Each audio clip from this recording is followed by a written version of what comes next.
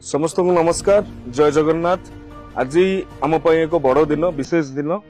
आज ओडिया नववर्ष महाविषुव संक्रांति बजरंग बली जयंती। यही अवसर में समस्त को मोर शुभेच्छा और शुभकामना ज्ञापन करुच्ची।